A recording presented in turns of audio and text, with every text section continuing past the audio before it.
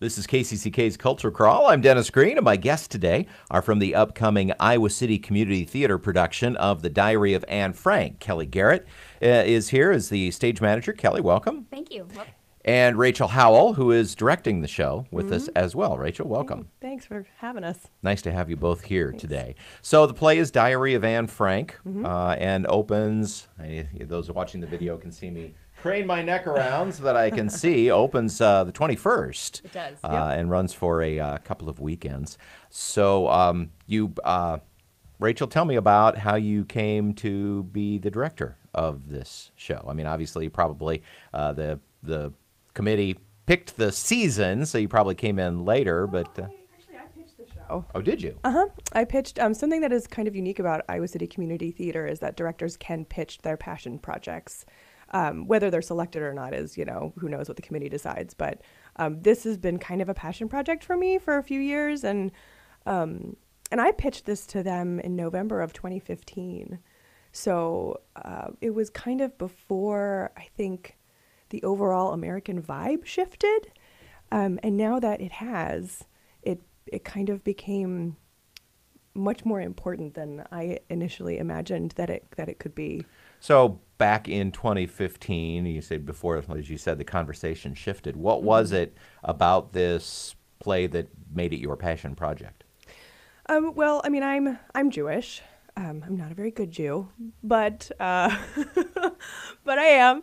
And there's something really lovely about Anne Frank. I mean, she was so eloquent, so mature for her age. The things that she talked about so clearly were things that I remember going through. I think that most gals go through when they're kind of going through, growing up, and she expresses them so well. And it's easy to find, I think, a kinship with her. Also, I pitched it because I thought it would be a family show. It's a name people recognize. I thought people would come out to see it. It's got great meaty roles for actors. But now it's so much more. And when things shifted, when the conversation shifted, we kind of all got together, Kelly and myself and a couple others on the team got together, and we decided that we wanted to do more with it. So it's not just a production. We wanted to make it a full experience. So we have a very intense interactive multimedia lobby display that will happen. We're also going to have a panel discussion, which is going to feature representatives from Indigenous Iowa and Students Against Hate and Discrimination, as well as former Congressman Jim Leach, which will be great. That's going to happen after the matinee on Sunday the 23rd, which is actually Holocaust Remembrance Day. And it is free and open to the public. Nobody has to buy a ticket to get to that. So we are hoping that people will join us to keep talking about this super important, this topic of stop trying to pinpoint people as the other and trying to recognize that we're all people and that we all deserve equal respect. And we'll have sign language interpreters for the April 23rd performance and the panel discussion at 4 o'clock as well. Yep.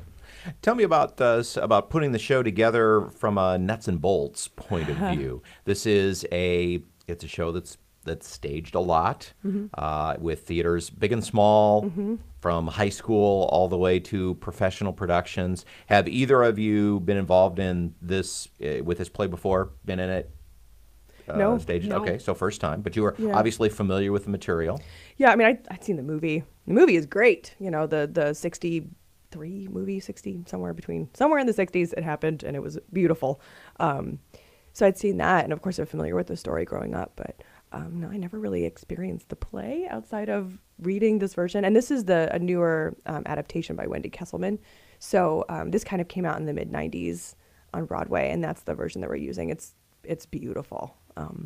So you really kind of came into it with fairly fresh eyes. It wasn't like you'd seen it dozens and dozens of times. Right. But what were you trying to bring to it from a staging and a directing standpoint? What did you when you talk to the actors, is it just about their characterizations and about kind of getting through each scene, or have you talked to them about kind of some overarching things you're hoping the audience gets out of it? Well, yeah, I mean every character has a journey, which is really important. And I think that's something that's so lovely about seeing a staged production is that, everyone's familiar with Anne. We have a pretty decent idea about, her energy and her hope and her love, but we don't really get to know the other people in the annex, except for through her eyes from the diary. And, many things through the eyes of a 13-year-old are kind of skewed.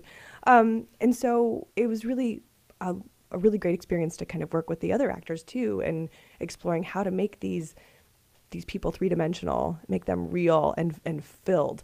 And one thing in particular that I'm really excited about is the Van Daan family. Because when they come in, it's very clear that they're not actually a cohesive unit. I mean, the Franks come in and they are a family, but when the Van Daans come in, it's not clear. But by the time we get to the end of the show, it's very clear that they are a family, finally. And one of the things that's been really lovely is our actors have all taken so much interest in the real lives of the people that they're representing. They've all done their own research, into their characters' lives and learning as much as they can about them, where they were born, how many brothers and sisters they had, what they thought about being in the annex, if we can find photos of them. And it's been really, really nice to watch them take such an interest and have so much passion about this project. Yeah, it's great. It's unlike any community theater experience I've ever had. The level of commitment to telling this story and being true and honest about it is just through the roof. It's amazing. We're very lucky. Yes. I've always thought that the set of Anne Frank is almost as much of a character in the play as the people are, because it's constricted, confining space, and the fact that they're in hiding is a huge part of what's going on. Talk a little bit about putting the environment together. Well, we definitely went through a few incarnations of a set design until we landed where we are, and I'm really happy with it, actually. When we talked about how big the actual annex was, it turns out that we're actually pretty comparable as far as usable space in the set that we have. Michael Blake has done an incredible job transforming the annex. It's when I talked to him about it initially, I said I want it to be theatrically accurate, and I think it is exactly that. It's gorgeous. Yeah, we can't do two actual levels, so it's theatrically. Yes. You should come. You should see it. It's great. You'll love it. The show is Diary of Anne Frank. It goes up on April 21st at the Iowa City Community Theater, running through the 30th. How do people get tickets?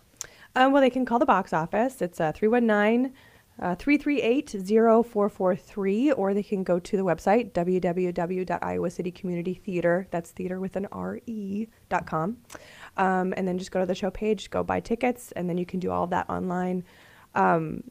We really want to sell tickets, and we really want you to come. Everybody come and get your tickets right now.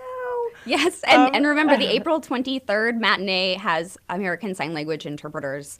And if you or someone that you love needs those tickets, you can just mark in the comments box that you need ASL interpretation, and we will save a seat for you in that roped off section. Yep. Okay, well, as we've said, it couldn't be more timely with Holocaust Remembrance Day, not to mention the things going on all around the world that seem to echo a lot of the things that led to what happened in this play. So thank you for bringing this timely production at a time when we need it. Thank you for having us. Yeah. And I just want to say one more thing. There are group rates available for tickets. So if there are any classes or anything like that, they want to have a group of kids come down, then please call the box office and work it out with the board. They will do a reduced rate for tickets for groups. All right, Rachel, Kelly, thanks so much for being here today. Thank you for having us. Thanks.